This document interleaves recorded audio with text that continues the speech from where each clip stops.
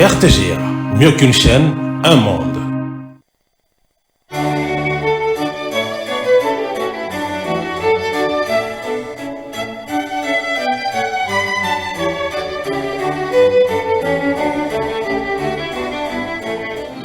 Ce journal vous est offert par Tango Protection.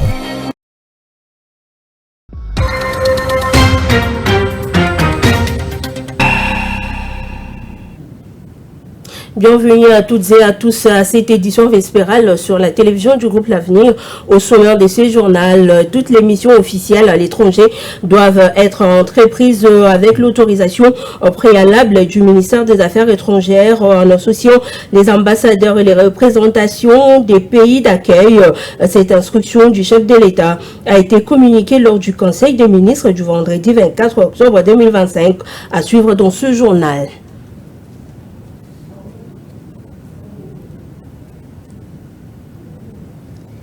L'humanité a célébré ce 25 octobre la journée internationale des artistes afin de rappeler le rôle essentiel de ces derniers dans la société.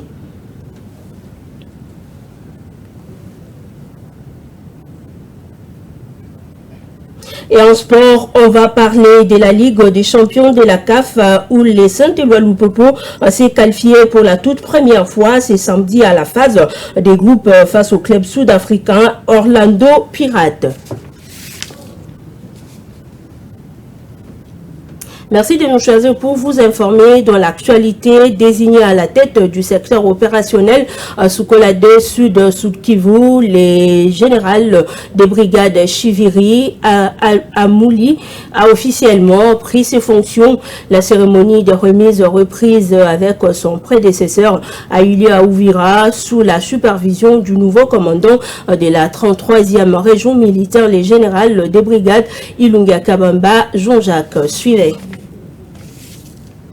Nommé commandant du secteur opérationnel Soukola 2 Sud Kivu, le général des brigades Chiviri Hamouli a pris ses nouvelles fonctions jeudi 23 octobre 2025 à l'issue de la cérémonie de remise et reprise avec son prédécesseur, le général des brigades Mwehulumbu Evariste, à l'état-major du secteur opérationnel Soukola 2 Sud Kivu, basé à Uvira, à province du Sud Kivu. Cette cérémonie a été supervisée par le nouveau commandant de la 33e région militaire et commandant Task Force, le général des brigades Ilunga Kabamba Jean-Jacques. C'était en présence des deux commandants adjoints secteur opérationnel Soukola 2 Sud Kivu, chargés des opérations et renseignements, et celui de l'administration et logistique, ainsi que d'autres officiers supérieurs et subalternes des FARDC. Dans ce moment de circonstances, le nouveau commandant de la 33e région militaire et commandant de la Task Force a rendu ses hommages les plus déférents au président de la République et commandant suprême des FARDC, son Excellence Félix Antoine Tshisekedi Tshilombo, pour la confiance placée aux nouveaux animateurs de cette région militaire. Aussi, il a appelé tous les officiers à la loyauté, la discipline et le patriotisme. J'en appelle ici au sens à un patriotisme avéré. J'en appelle à votre professionnalisme, l'amour. Je demande à ce que cette collaboration ne souffre d'aucune faille. Je ne ferai pas trop de commentaires pour ce jour. Pour aujourd'hui, c'était simplement superviser cette cérémonie de remise, reprise de commandement du secteur opérationnel Soukola 2 Sud Kivu. Après la cérémonie, la délégation conduite par le général des brigades Jean-Jacques Ilunga Kabamba est allée présenter ses civilités au maire d'intérim de la ville d'Uvira, M. Kapende Kifara Kiki.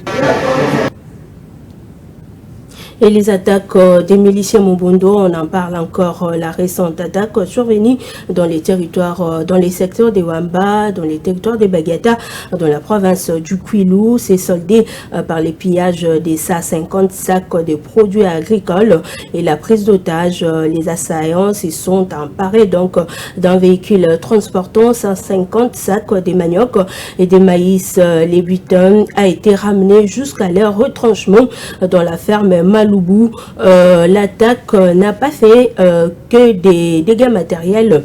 Donc les membres de l'équipage blessés sont actuellement pris en charge au centre de santé de Bukangalonzo, alors que d'autres ont été pris en otage par les miliciens.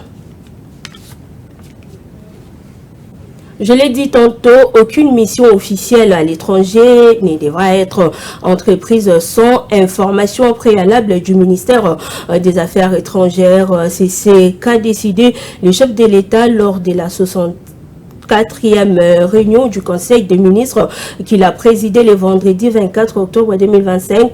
Les ambassades et les représentations doivent être pleinement associées à cette action officielle menée au nom de la République, a déclaré le président de la République. Je vous propose alors de suivre les ministres de la Communication et Médias, porte-parole du gouvernement.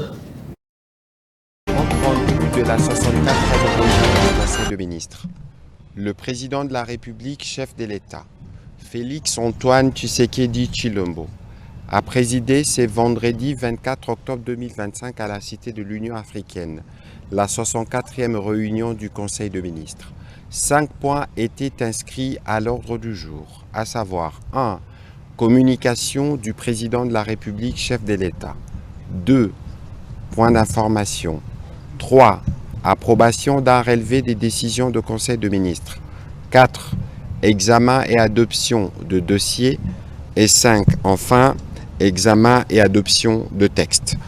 La communication du président de la République a porté sur 2 points principaux, à savoir 1. De la nécessité d'impliquer les ambassades et missions diplomatiques de la République démocratique du Congo lors des missions officielles à l'étranger, en vue de renforcer la coordination de missions officielles à l'étranger.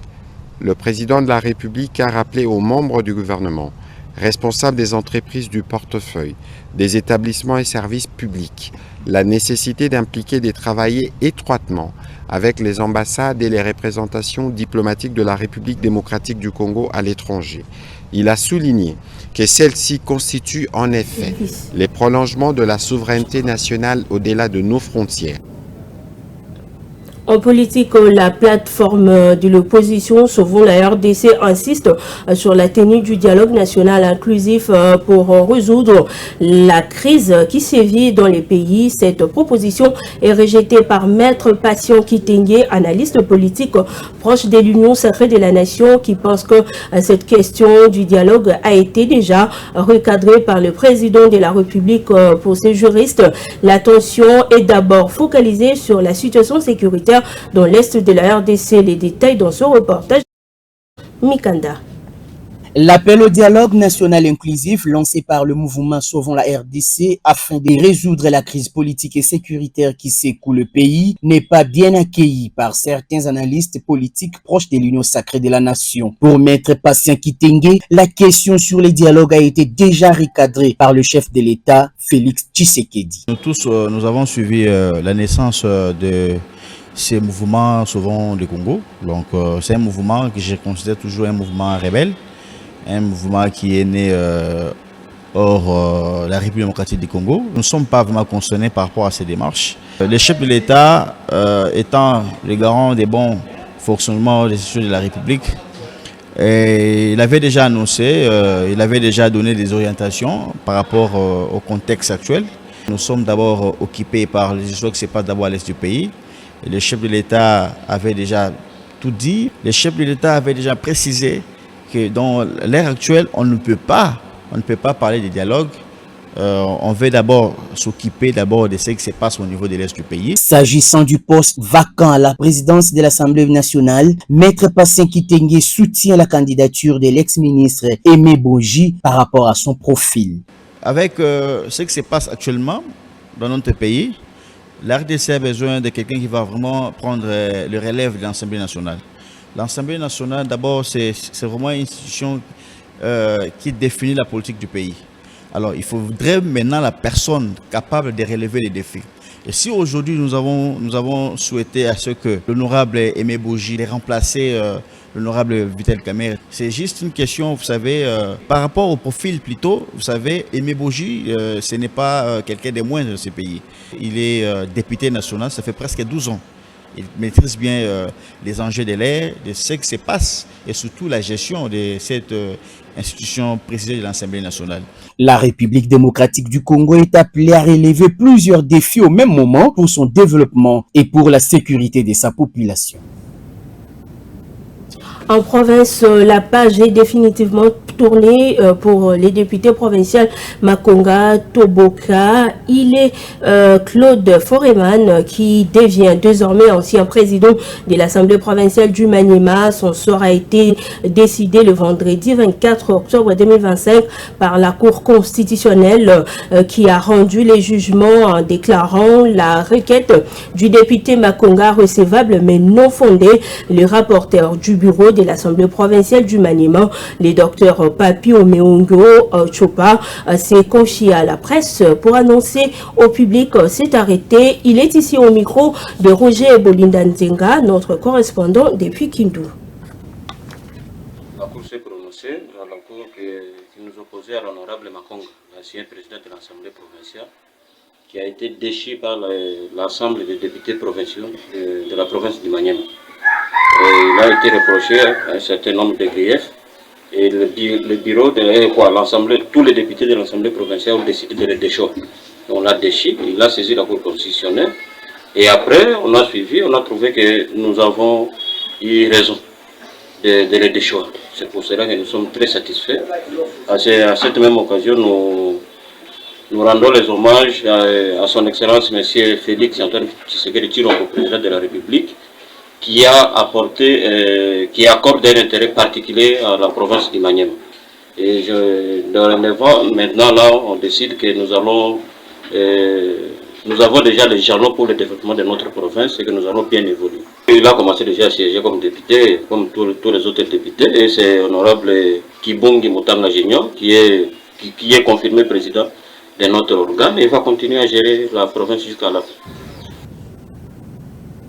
Et toujours au Maniema, les acteurs des organisations de la société civile, comme leurs notables ainsi que le jeune intellectuel, soutiennent la candidature de leur province au perchoir de l'Assemblée nationale. Jean-Marie Kalumba étant les seuls qui briguent ce poste, dit-on, des atouts pour être les speakers de l'organe délibérant. Il pense qu'il est bien placé pour la matérialisation de la vision du chef de l'État.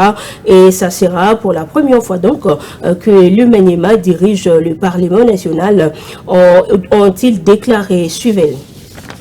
Le perchoir de l'Assemblée nationale est ouvert à toute candidature. Depuis l'indépendance, le Maniema n'a jamais eu à briguer ce poste-là, cette fonction-là. Si quelqu'un du Maniema voudrait à ce que le Maniema soit cette fois au moins représenté au perchoir de l'Assemblée nationale, c'est à encourager. De toutes les façons, encourager parce que toutes les constitutions que nous avons eues dans ce pays ont encouragé la liberté à briguer certaines fonctions publiques pour tout citoyen. Tout citoyen bien entendu, mais ceux qui sont dans l'hémicycle. Nous encourageons que le Maniema ait un candidat valable qui puisse avoir les aptitudes voulues pour défendre la République démocratique du Congo et non pas seulement le Maniema.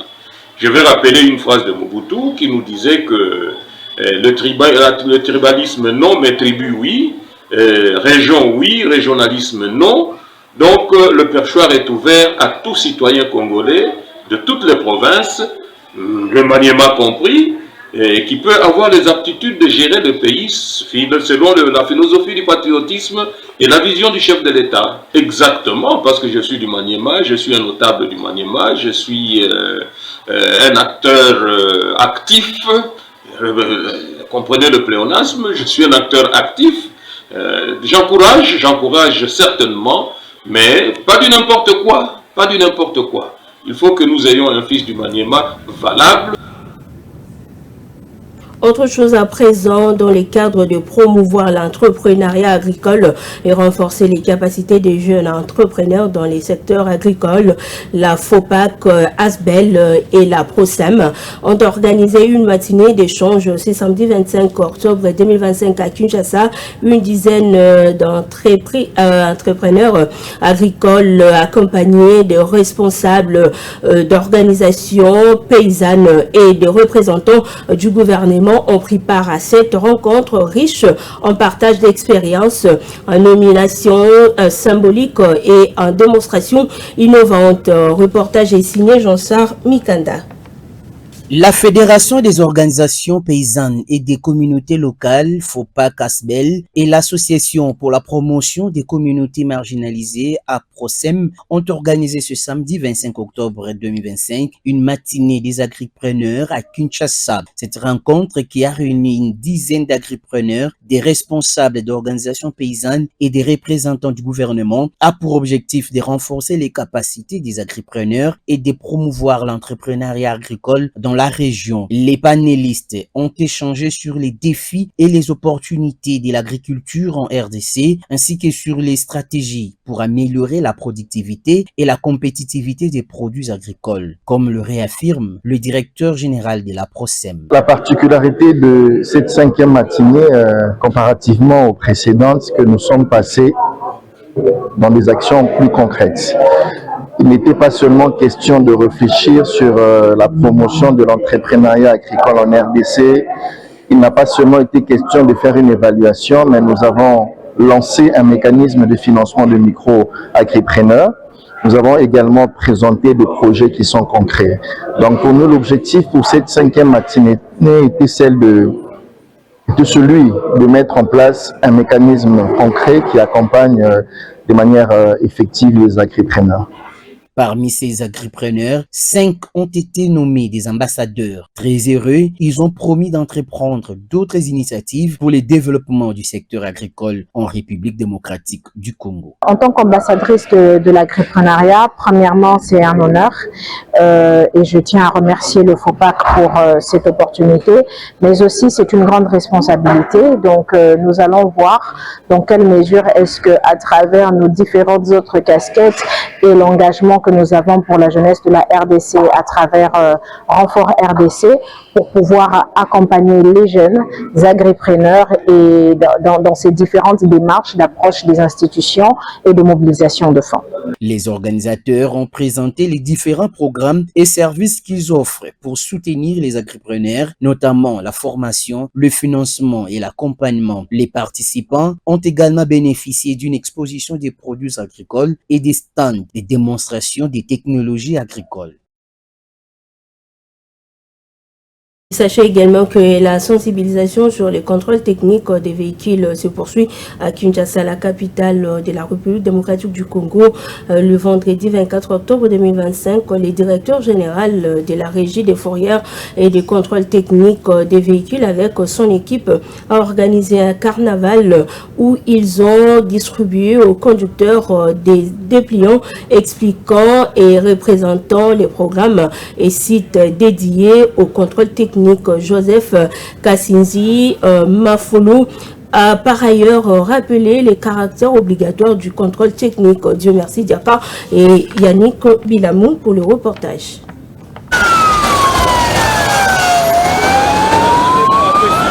La Régie des fourrières et de contrôle technique des véhicules de Kinshasa a lancé une caravane motorisée à travers les artères principales de la capitale pour encourager les automobilistes à soumettre leurs véhicules au contrôle technique obligatoire. Le cortège est parti de la gare centrale, a longé les boulevards du 30 juin avant de s'achever au rond-point Sosimat à Gombe. Tout au long du parcours, le directeur général de la Régie des fourrières et de contrôle technique de véhicules de Kinshasa, Joseph Kassinji Mafolo, accompagné de ses adjoints, Maître David Chimanga et Gustave Ekando, a échangé avec les conducteurs et remis des dépliants explicatifs présentant les programmes et les sites dédiés au contrôle technique. Satisfait de la mobilisation, Joseph Kassinji a rappelé que le contrôle technique est une obligation citoyenne. Nous sommes toujours pendant la période de la sensibilisation. On sensibilise la population quinoise pour qu'ils partent soumettre leurs véhicules au contrôle technique dans nos différents centres agréés dans la ville de Kinshasa.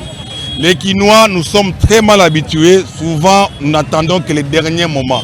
Je demande aux Quinoises et Quinoises, je les interpelle, je leur demande d'aller soumettre les véhicules dans des centres agréés qui n'attendent pas la date butoir. Parce que chez nous, à la RFCK et au gouvernement de Kinshasa, il n'y aura aucun report. Ils sont toujours habitués dans des reports, mais pour cette fois-ci, il n'y aura pas de report. Les trois, nous allons faire un bouclage général dans la ville de Kinshasa. Donc, Quinoises et Quinoises, nous vous demandons, nous vous prions d'aller soumettre vos véhicules dans les centres agréés pour les contrôles techniques. Et je vais préciser ici que le contrôle technique est obligatoire. Quel que soit votre rang, vous êtes dans l'obligation de soumettre votre véhicule au contrôle technique. Au cas contraire, vous subirez la guerre de la loi. La phase volontaire du contrôle technique se poursuivra jusqu'au 1er novembre, tandis que la phase obligatoire débutera le 3 novembre 2025. Je l'ai annoncé au sommaire, la journée internationale des artistes est célébrée le 25 octobre de chaque année, initiée par l'UNESCO. Cette journée a pour but de rappeler au monde le rôle essentiel des artistes à la société. Elle rend également hommage au célèbre artiste peintre Pablo Picasso. Suivez. Initiée par l'UNESCO, la journée internationale des artistes est célébrée chaque année le 25 octobre afin d'honorer la contribution des artistes à la société dans l'objectif de souligner leur rôle essentiel dans la promotion de la culture. La journée d'origine anglo-saxonne vise à encourager les actions concrètes en faveur des artistes. Ainsi, plusieurs organisations à travers le monde soutiennent cette journée internationale pour célébrer les artistes locaux de nombreuses villes. Ainsi, pour commémorer cette journée, les festivals des beaux-arts sont organisés dans plusieurs pays dans le monde avec des journées portes ouvertes au public pour découvrir les œuvres des artistes apparus bien avant l'écriture. Depuis la nuit des temps, l'art a communiqué les idées et l'immortalité des événements importants. Il offre un lien avec le passé. Les artistes gravent les histoires des personnes de manière indélébile et exhument aussi des vérités. Par leurs œuvres, ils racontent des histoires et transmettent des traditions. Les artistes ont une façon unique de se connecter à leur entourage. Dans un monde où les mauvaises nouvelles abondent, l'un de leurs rôles les plus importants est de transmettre des messages d'espoir. Rappelons que la Journée internationale des arts a aussi pour objectif de rendre hommage à l'un des artistes les plus célèbres, Pablo Picasso, né le 25 octobre 1881. Et en sport, pour terminer ce journal, les cheminots de Saint-Éloi-Lupopo ont arraché leur qualification pour la phase des groupes dans la douleur au terme d'un match retour du deuxième tour préliminaire de la Ligue des champions de la CAF face au club sud-africain Orlando Pirates, victorieux à l'aller sur les scores de 3-0. Les poulains du coach Guy Boukassa n'ont pas su préserver leur avantage. Lors du match retour, les Pirates ont multiplié les offensives jusqu'à inscrire 3 buts, remettant ainsi les deux équipes à l'égalité sur l'ensemble des confrontations. C'est finalement alors à l'issue d'une séance des tirs au but à l'étante 4-5 que les jeunes bleus de Lubumbashi ont validé leur ticket pour la phase de groupe, écrivant ainsi une nouvelle page de leur histoire. Notons qu'il s'agit de la toute première fois la qualification donc du FC Saint-Éloi-Lupopo à ce stade de la compétition continentale. C'est la fin de ce journal. Je vous rappelle les principaux titres. Toutes les missions officielles à l'étranger doivent être entreprises avec l'autorisation préalable du ministère des Affaires étrangères en associant les ambassades et les représentations du pays d'accueil. Cette instruction du chef de l'État a été communiquée lors du Conseil des ministres du vendredi 24 octobre 2025.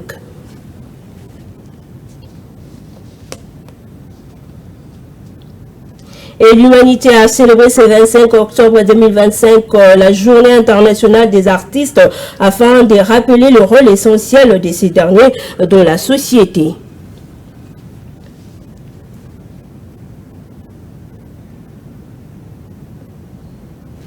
En sport, on a parlé de la Ligue des champions de la CAF où le Saint-Éloi Lupopo s'est qualifié pour la toute première fois ce samedi à la phase des groupes face au club sud-africain Orlando Pirates.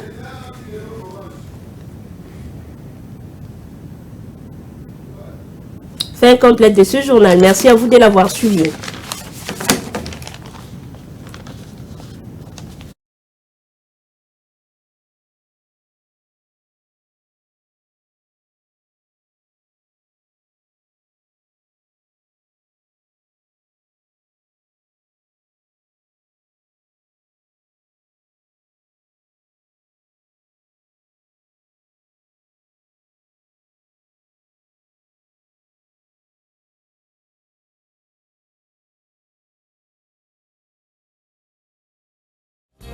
Ce journal vous a été offert par Tango Protection.